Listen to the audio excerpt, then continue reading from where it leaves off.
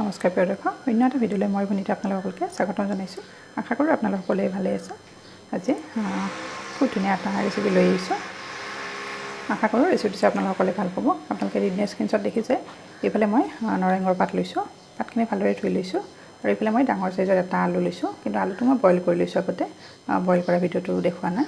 আৰু এইফালে মাছ লৈছোঁ, এয়া লোকেল চিলভাৰ মাছ হয়, 4 পিচ লৈছোঁ। প্ৰথমতে মাছখিনি মই ভাজি ল'ম, আৰু তাৰ কাৰণে নিমখ আৰু হালধি এই মাছখিনিত মই ধুনীয়াকৈ সানি ল'ম।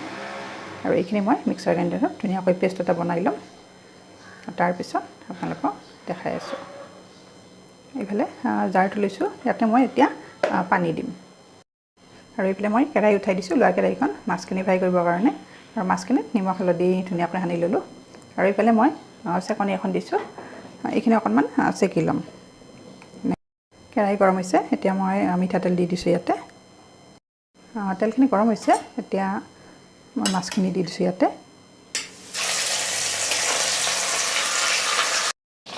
এটা চেট হৈছে, আৰু এতিয়া মাছখিনি উল্টাই দিওঁ। গোটেইখিনি ভিডিঅ' নেদেখাওঁ, যিহেতু মাছ ফ্ৰাই কৰাটো সকলোৱে জানে, নহয় জানো। আৰু এতিয়া মাছখিনি হৈ গৈছে, মাছখিনি ইয়াতে কাঢ়ি থ'লোঁ। আৰু এতিয়া মই প্ৰথমতে আলুখিনি ভাজি ল'ম অলপ, একেবাৰে ৰঙচুৱা হোৱালৈকে ভাজিম।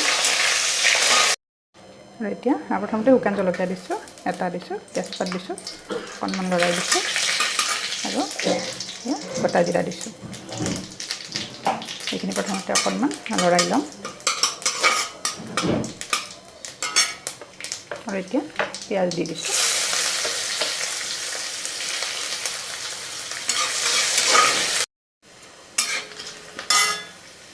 এয়া নিমখ দি দিছোঁ, হালধি গুড়ি।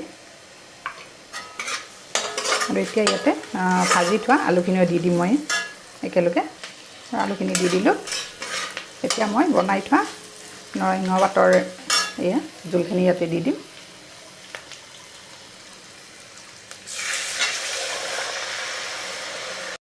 আৰু চাওক ধুনীয়াকৈ উতলিব ধৰিছে।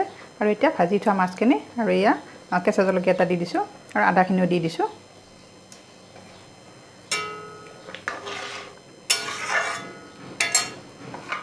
মাছখিনি গোটেইখিনি দি দিছোঁ।